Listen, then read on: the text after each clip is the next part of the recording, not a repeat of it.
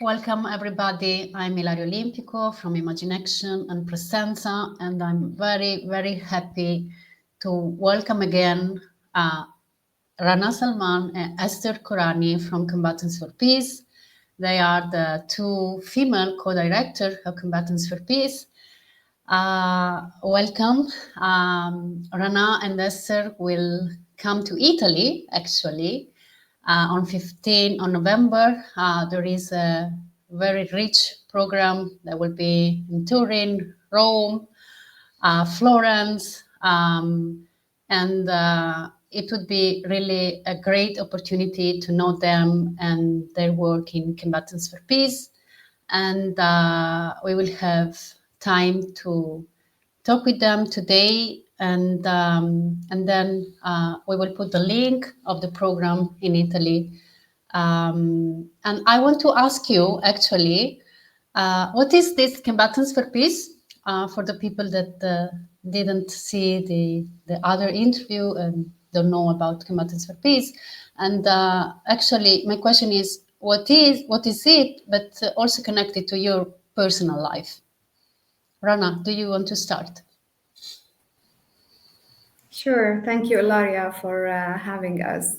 So just the background of the movement, Combatants for Peace is actually a grassroots movement of Palestinians and Israelis working together to end the occupation and all forms of oppression and bring about a just and peaceful solution for the region. The movement was founded back in 2006 by ex-combatants, Israelis who served in elite units back days in the army, and Palestinian freedom fighters who used violence before in resistance and spent times in Israeli jails. And both had gone through a transformation journey, recognizing that violence will not lead us to peace. And they started to meet in secret, building the trust between them, and that led to the foundation of the organization Combatants for Peace. Thank you. And Esther, do you want to add something from your perspective about Combatants for Peace, maybe more connected to your personal story? Yes, so welcome everyone, first of all. And for me, Combatants for Peace is really like a place where very unique people meet who don't give up hope and also decide to believe that a change in reality is possible and that we have to co-resist the occupation. And if you ask, like, connected to my personal story, I think we will get into it more. But I think this quality of being like truly faithful to what people believe in, this is what gives us really the strength to continue. Yeah, thank you. Yeah, um, I was really caught by two expressions that you used. One was transformation journey. Rana used this expression, and then Esther, you were talking about hope and co-resisting occupation. Um,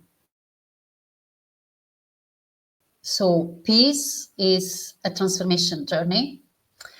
And actually, my first question is about this challenge of peace in the midst of, violence that seems to be increasing, and how it is possible, to have hope, to nourish hope, and to be stead in the non-violent path in the midst of violence and pain, grief. Um, yeah, how do you do that? And um,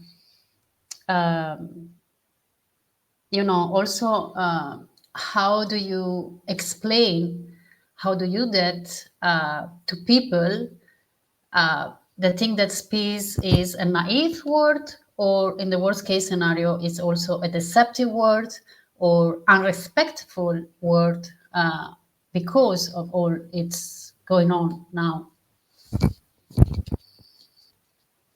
Who wants to go? Feel to go.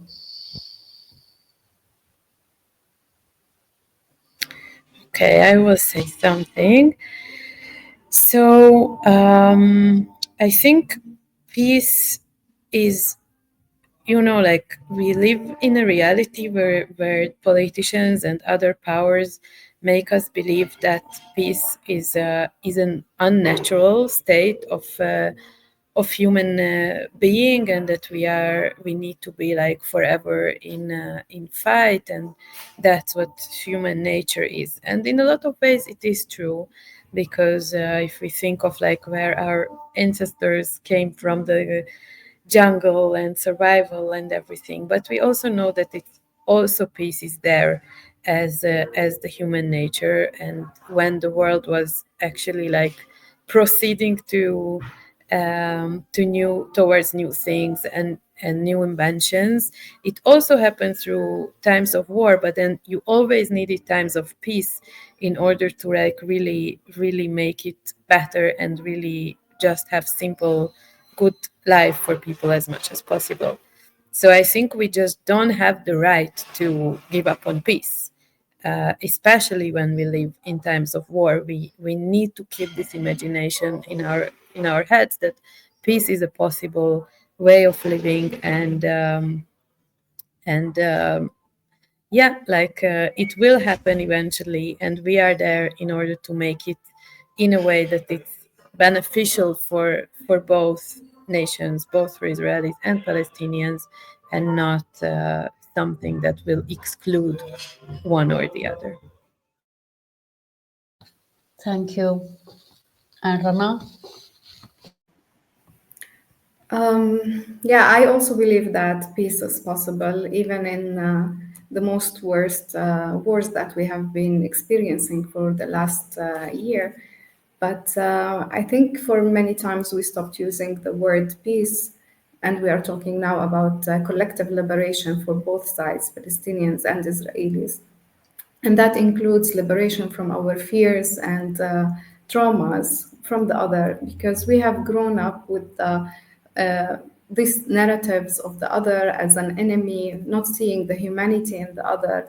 And also because of the fact that our politicians, our media channels, and the local atmosphere continues to strengthen the idea of that there is no alternative, that peace is not possible. The only possible way that we have is continuous violence, conflict, wars. But this is not true. That's why we are trying to challenge this status quo, this reality that people think that there is no other way. And that's what we do as Combatants for Peace, by showing that there is another way and that we can do that through our non-violence commitment and courage towards changing the current reality. Yeah, thank you. And actually, yeah, when you say it's about to change the status quo, and before Esther was saying about co-resistance to the occupation, and now Rana, you are saying collective liberation. Yeah, I think that it's really the core of Combatants for Peace work, that is like to combine these two paths. One is about rehumanization and reconciliation, and the other one is about co-resisting occupation and apartheid, and fight for justice together. And I think also this is the key to face also the criticism that can happen when you say we are a joint movement of Israeli and Palestinians. And I wonder how you face this criticism when people may say, okay, you are normalizing the relation between Palestinian and Israeli and forgetting about injustice. Um, there is this word in Arabic, tatbiya, right?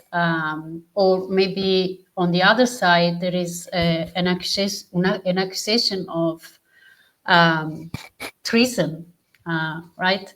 So, how do you face this criticism from one side and from the other side, and also maybe from the international public opinion, the ones that are said pro-Palestinians or pro-Israelis, and actually, how do you face also this polarization that is not just in your land, but also this is really spreading internationally? Rana, you want to start now? Sure. Well, actually, this is one of the challenges that we face as a joint movement, but this kind of accusations of normalization or tatbiya or treason, it's always because of layers of misunderstanding about what we are really doing. And we usually respond to that with our core values of nonviolence and courage and commitment to peace building. Normalization, actually, the term itself means legitimizing or accepting the status quo of occupation without challenging it. But for us as Combatants for Peace, we do not accept or legitimize the current political and military reality. We are actually working together to end the occupation, the oppression, the apartheid, the militarized system. We challenge this cycle of violence and hatred. And for us, we need to continue to be committed towards achieving a vision of a future of peace and justice and dignity and equality for all people who live between the river and the sea.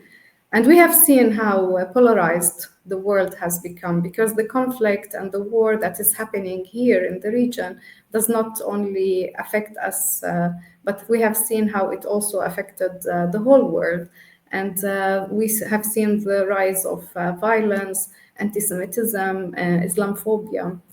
And unfortunately, this doesn't help us, the people who are experiencing the conflict on the land every single day.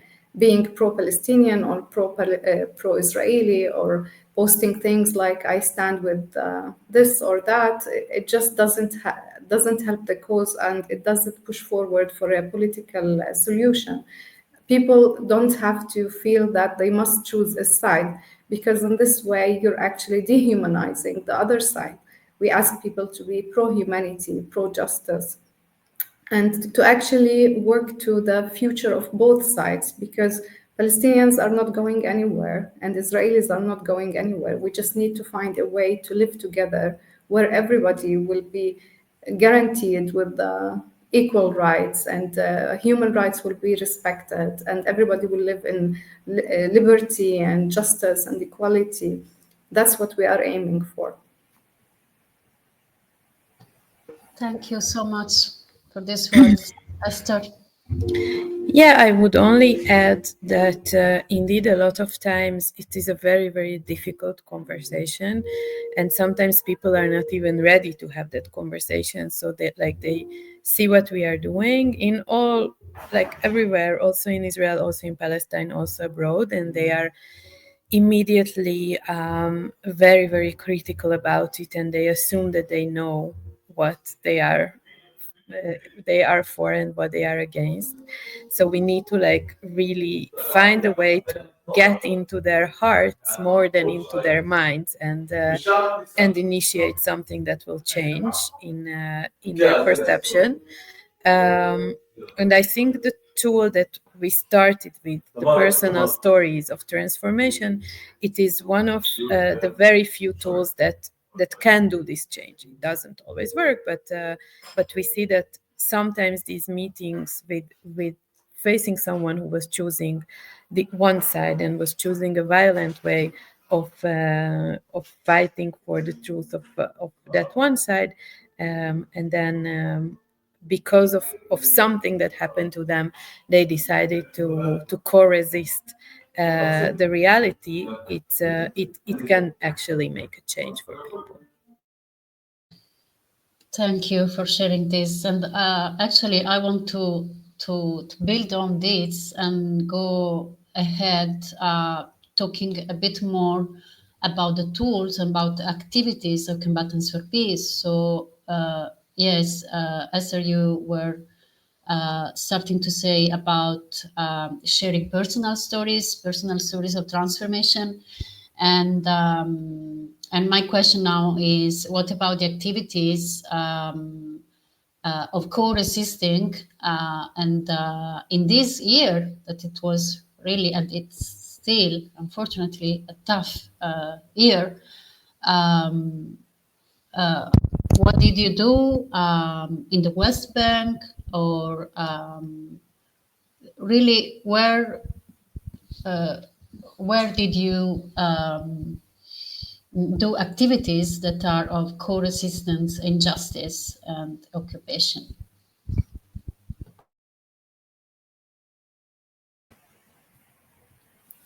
So for the last year, even though it was so much challenging to actually work on the ground, our activists actually continued to protest daily and weekly in the streets, demanding a ceasefire, an end to the war, a hostage prisoner deal, and to push forward for a political solution.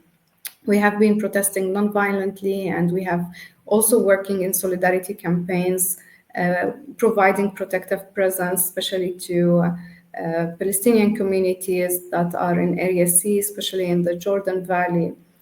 Currently, we are also helping Palestinians, communities, and farmers during this season of olive harvest. We are protecting them from military and settler violence, especially at this critical time. And we are also engaged in speaking events, sharing our message of solidarity and hope.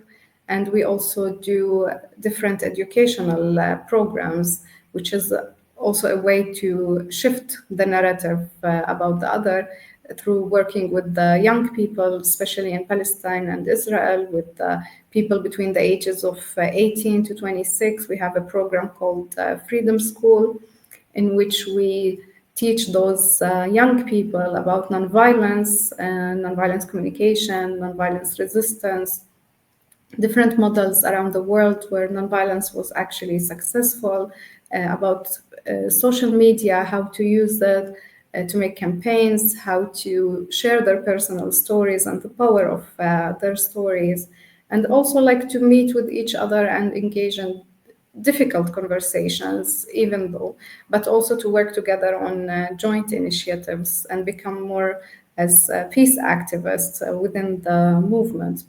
And we have also succeeded to do our annual ceremonies, the Israeli-Palestinian Memorial Ceremony and our Palestinian Nakba Remembrance Ceremony, all in this year while the war was still ongoing. But we felt the responsibility to do this and to share our message, especially to wider audiences, and to have a loud voice as a joint movement about what is going on and raising awareness and trying to shift the current reality and change it to stop the bloodshed, to stop the war, and have a political solution for our region.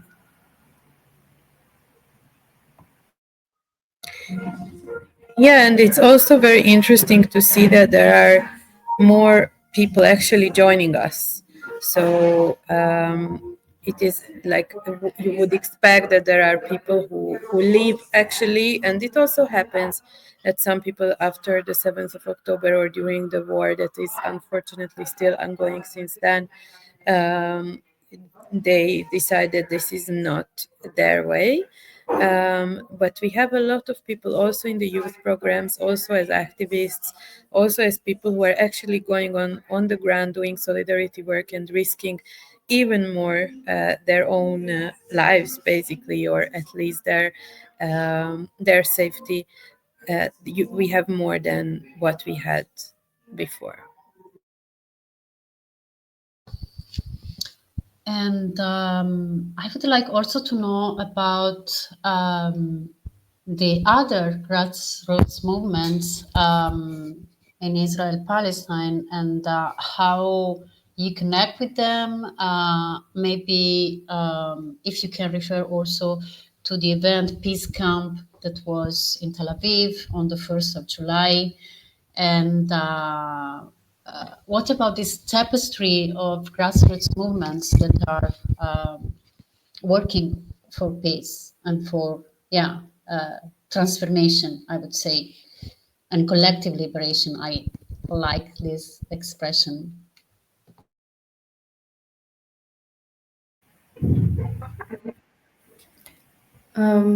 Yeah, so we're actually, there are so many great grassroots movements and peace organizations in Palestine and Israel working together. And we are actually, we build partnerships and we do projects and programs together. And it's very important to build that coalition of these organizations, because it means that we can become more we are more strengthened, and we can achieve more by this important partnership. But on July 1st, we had one of the biggest peace events, and it was in Tel Aviv, and about, I think, 5,000 peace activists came together, also in the midst of this conflict and ongoing war, to raise their voices against what is happening, and to call for an end of the war.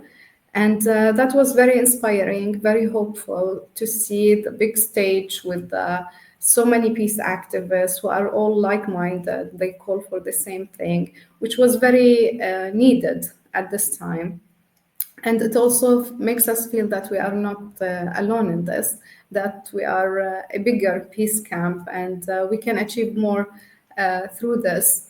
And so we heard so many testimonies on stage on that during that event from people who also lost loved ones during the 7th of October events, and later on until this day. And we also heard from Palestinian peace activists through video testimonies, because unfortunately, due to the restrictions of movement, Palestinian peace activists couldn't be in person in Tel Aviv for the event, but it was important to include their voices in this space. And there are so many different initiatives that we work together with different organizations to achieve the goal, because we're not in a competition, we're actually all working towards the same vision and the same goal.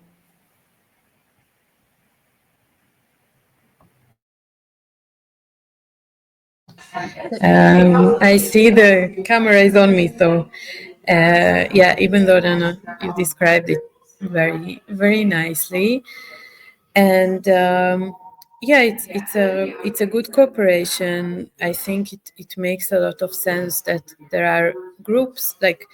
If they were working separately and wouldn't want to cooperate, of course, it wouldn't be a good idea to have so many groups. But fortunately, this is not the case.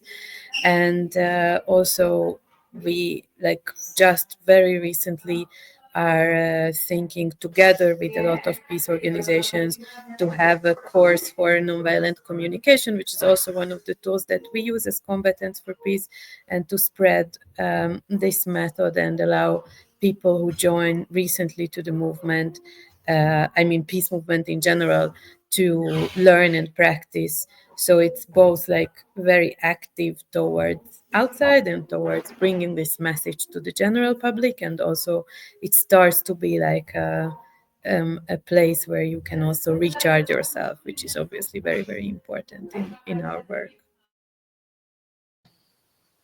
Thank you very much. And yeah, I want to have with you actually, maybe just 1 minute. I feel just right now it's just improvising, but I feel to have this maybe 1 minute together of silence. and this for grief, for all people suffering, dying in this war, and yeah, reminding us that it's very important to make space for the pain of the other, as also you said. And if we can stay together also in the video, it would be great.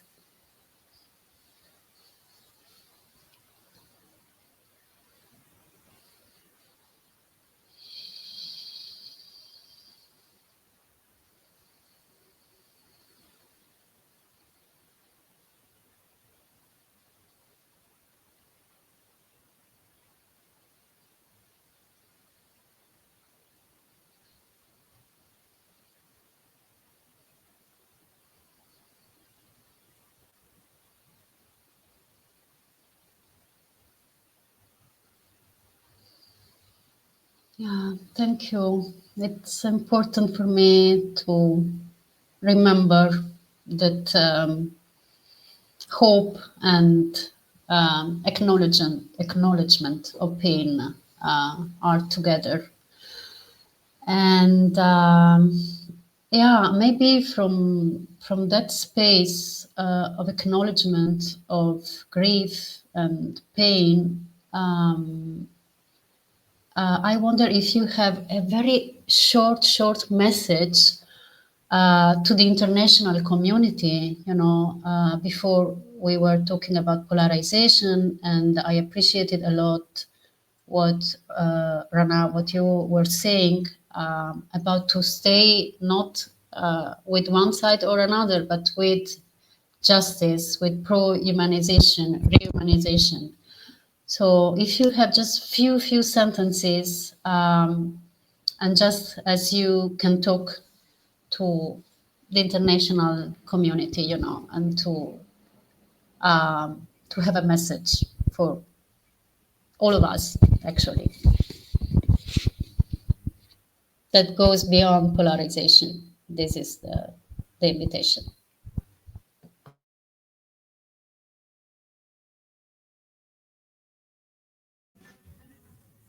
Yeah, our message is indeed this: to stay on the side of humanity, or choose to move to the side of humanity, being care with care towards everyone who is a human being and wants to live in peace, regardless of their national belonging, their religion, their color of skin, which seems to be something very simple, but in our reality, when nearly everyone feels somehow constrained to choose one side or the other, to believe that this one is right and that one is wrong, this simple message. It takes a lot of inner work and also a lot of action from also from people in the international community.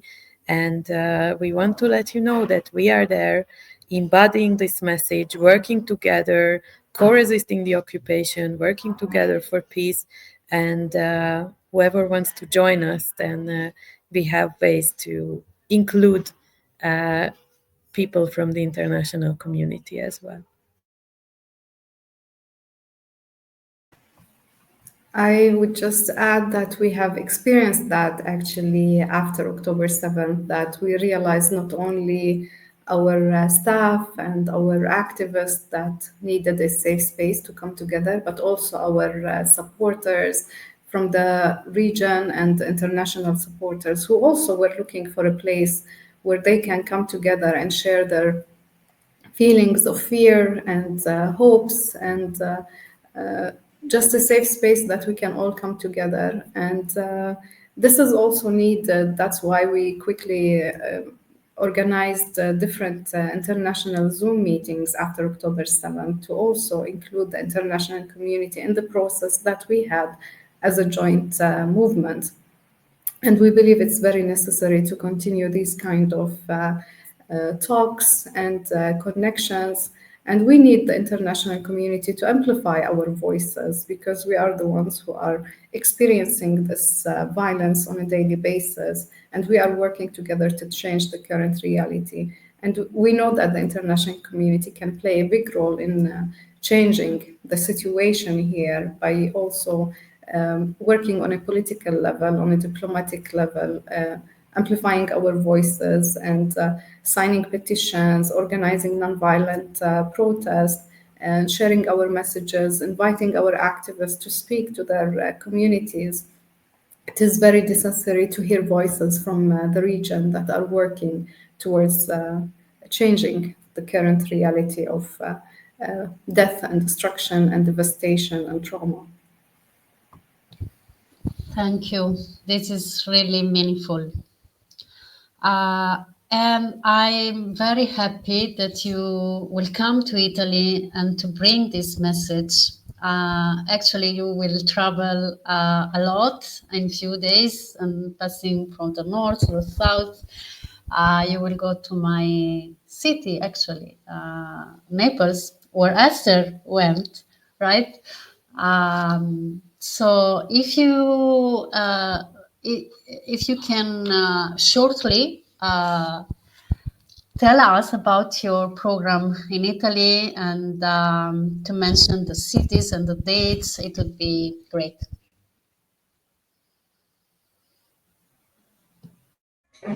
Yeah, it's gonna be super intense. So I read it through a couple of times in order to understand how much we are going to do. So the plan is that actually, unfortunately, it's going to be only me in Milano because Rana's flight was reorganized, so she can't be there, even though it can still change on the 15th and the 16th. And then on the 16th, we continue to Torino. And from there, we go to Firenze and on the 17th, I think. And then 18th and 19th, we will be in Rome. And the 19th evening and the 20th and 21st in the morning, we will be in Napoli on a film festival. And also the rest of the places we have events which are open for the public, also participating in representing the book that Ilaria, you and your colleagues made, translating personal stories and interviews with us, with activists and staff members of Combatants for Peace. So it's very, very exciting, and we hope that a lot of people will come and hear our message.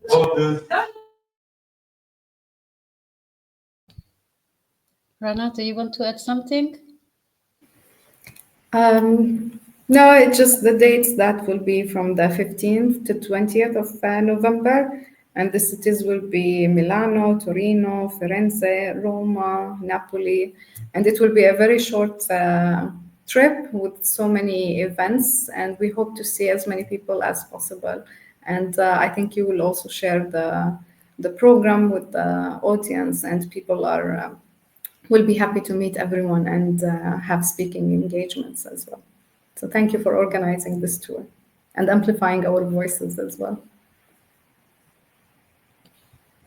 Great. So, yeah, see you soon. I will meet you in Florence. And thank you again for being with us. Thank you so much, Ilaria. Thank you. Yeah, it's a very great pleasure, and it's also, you can see it on your personal example that you were always, of course, for peace and everything, but the interest that you and your colleagues bring in us, it's very, very moving in this last year when we face so much of also negative criticism, as we talked about it, and also the war itself, and so much death and sorrow around us, and to know that also there are people who support our work from far away, and even you made it possible that it won't be from far away, that we will hopefully actually meet in Italy. That's very, very great, and we are very thankful for it. Thank you to you and all the work of Combatants for Peace and all the other movements, because it was really like nourishing my own hope. Olivier, I think we finished the official